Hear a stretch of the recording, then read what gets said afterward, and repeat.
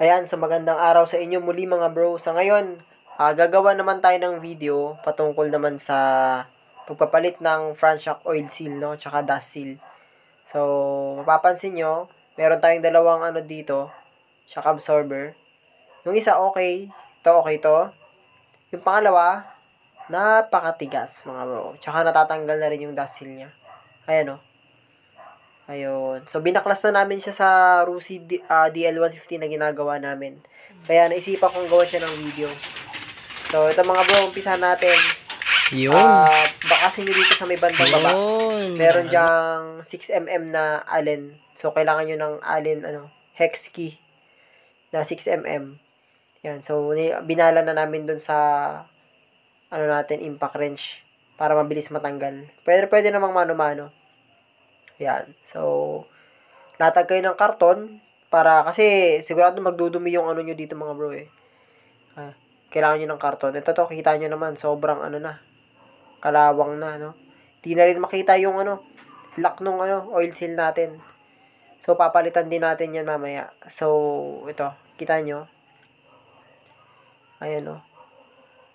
Worn out na siya. Hinain na ng kalawang, no? Yan. So, sinubukan ko pala siyang inisprayan ng WD-40 mga bro. Yung Surecar na brand. Kaso hindi talaga matanggal kaya minano-mano na namin tinanggal.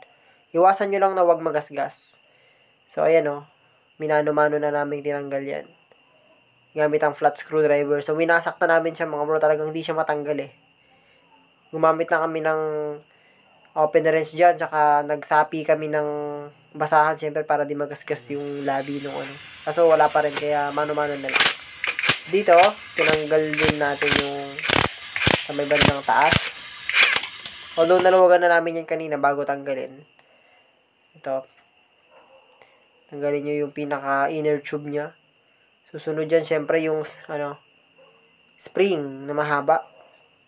Ayan, spring na mahaba.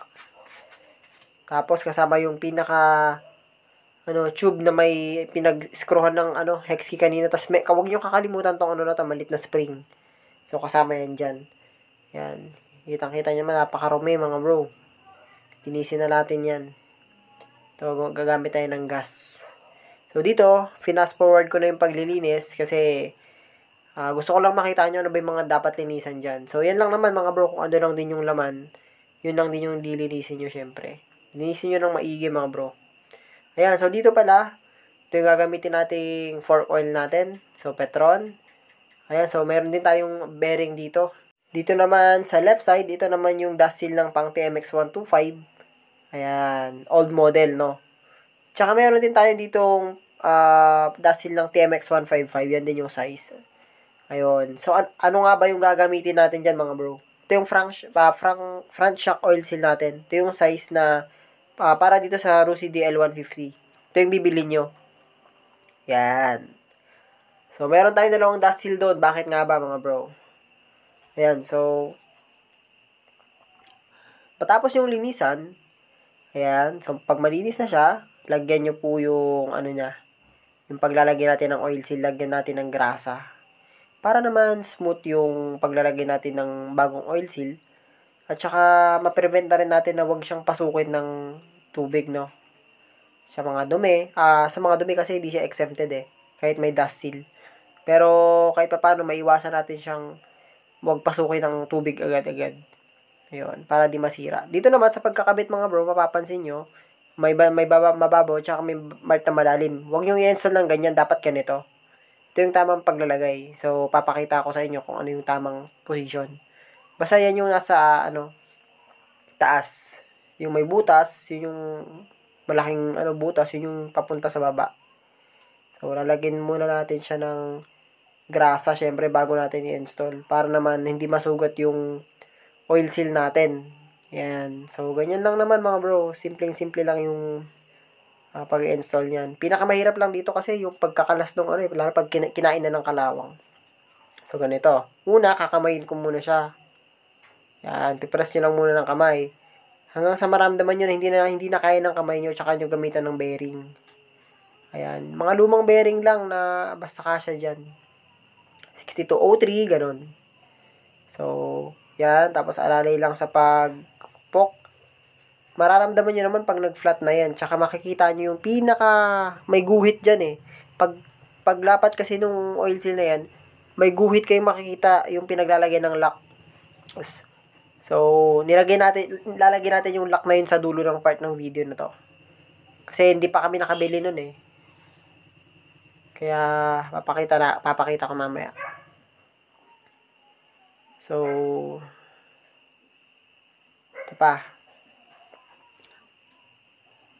Yan. So, kita nyo naman. Pag napansin nyo na meron yung slot, yung slot dyan, pinaglalagyan ng lock, okay na yan. Lapat-lapat na yan. So, siguraduhin lang natin na pantay-pantay yung lapat. Yan. Para sure ball. Yan. Palalapatin natin ng maayos. Yon. Ganyan lang mga bro. O, diba? O. Tignan nyo. Ayan o. Okay na okay siya. So, lapat na lapat yung oil seal natin. Okay. Dito naman na part. Lalagyan na natin yung pinaka-inner niya. Tube na may spring. So, dito natin siya ilalagay sa ibabaw, no? So, ito yung may thread. Kita nyo? Wait lang. Ito ba yun? Or yung kabila? Yun nga yung may thread. Tama. Doon, tatama yung bolt mamaya. Para mag-lock. So, sunod natin yung spring. So, okay pa yung spring nito. Hindi pa siya yung sobrang talaga. Lambot. So, ito naman yung pinaka-inner tube sa ibabaw. Yan. Tapos nyan, ay ilalak muna natin. Pansamantala. So, ayan. So, dapat ganyan para matulak tong na to. Yung inner tube kanina. So, ilalagay natin yan. So, dito nagpatulong na ako sa kapatid ko. Ayan, ginamitan na namin ng impact para mabilis. Basta alalay lang sa paglalagay mga bro. Para hindi kayo masyadong mahirapan, no? So, ganyan lang yung paglalagay natin. Ayan. So, matapos yung malak siya, pwede natin ilagay yung pinaka sinusuotan nitong na to. Yung pinaka shocks talaga natin. Ayan. So, after yung maipasok, ganyan. Yan. Ito. Wait lang Ito yung dust seal Pwede namang mahuli to bago nyo install. Pero dito nilagay na ng kapatid ko. So, ano nga ba yung na yun?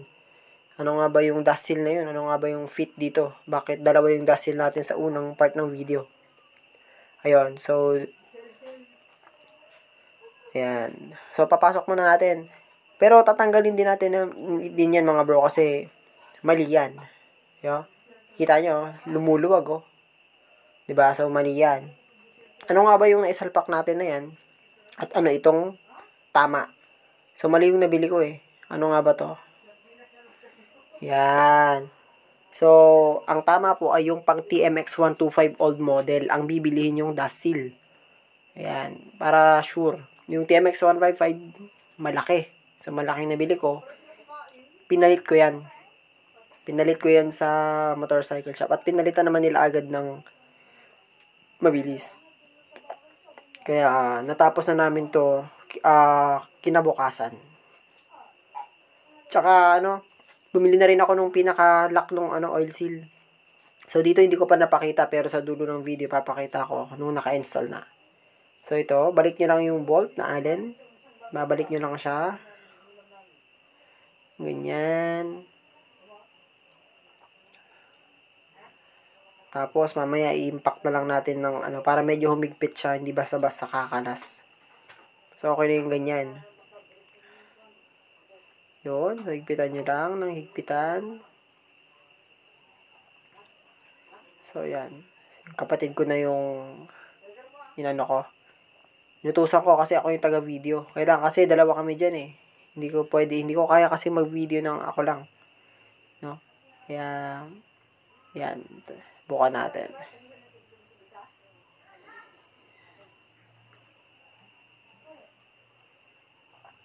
Yun, pinigpitan na ng kapatid ko. So, initial pa lang yan kasi bago namin install mamaya, talagang hihigpitan namin yan. So, pagkahigpit nyo ng bolt, pwede nyo nang lagyan ng fork oil. 75 ml lang mga bro. Ngayon, pag hindi pasok yung 75 ml, pag sa uli nyo yan, pag may lagutok, minsan ganun dahil maaring kinulang kayo or kulang lang ng konti. Yun. Pag talagang may lagutok pa rin, magdagdag lang kayo ng washer. So, ganyan, no? Lagay nyo lang siya. So, ito. Ginamitan na namin ng socket tsaka impact para mabilis. Ingat-ingat lang kasi pag di kayo sanay masyadong gumamit ng impact, pwedeng ma-lost thread yan. So, ayan, all goods. So, ganun na din yung ginawa namin dun sa kabila. Ayun, so okay na siya. Pinalitan na rin namin kahit good pa. So, ito na yung final natin. Ito yung sinasabi ko sa inyong lock na hindi pa namin nakabit. So, kailangan ilagay nyo yan kasi para for safety, no? Hindi, syempre, kada bayo nung natin, front shock, pwedeng sumama sa pag-angat yung oil seal sa katagalan, di ba? Kaya mas okay na yung meron siyang lock. Although, pwede naman kasi nasubukan ko na rin dati na walang lock. Okay naman. Pero, para lang sa inyong mga manonood, syempre, para makita nyo ano ba yung tama. Yun. So, nilagay natin yung pinaka-lock niya. Bumili pa ako niyan. Para, syempre, sure kasi gagamitin ng kapatid ko to sa malayong lugar. Kaya, hindi pwedeng hindi natin lagyan. Yan. Tsaka lagyan nyo rin ng grasa yan, syempre, bago nyo isara. So, sa case na yan, nalagyan ko naman na ng grasa bago ko ikabit yung lock, no? Kaya, ganito lang. Simple lang naman paglalagay ng lock para lang kayo naglalagay ng circlip. Circlip na walang butas. So, yun. Ganyan lang. Gamit lang kayo ng maliit na screw. Yan. Mararamdaman yan pag nag-slot na siya. Okay na, oh. Kita nyo? Yan. Hindi lang masyadong kita sa video pero zoom na. Ayun. Focus ko lang. Yun, oh. Nakaslot na siya, mga bro. Okay na yan. Hindi naaangat yung oil seal dyan kahit na anong klaseng bayo. So, kabit na natin yung dust seal. So, ulitin ko. Ang ginamit nating dust seal ay pang TMX 125 old model. Huwag yung TMX 155 dahil sobrang laki nun sa Delta 150. Ayun. So, yan na. Oh, goods na. So, testing na lang natin. So, ako yung hawak ng camera at papatesting ko dun sa kapatid ko. So, ito na yung binuo naming motor inayos namin. So, check na natin. Ayun. So, goods na goods. Ayun, 1.5 inches ang lumulubog dyan, mga bro. So, maraming salamat sa panonood. See you sa mga susunod nating video.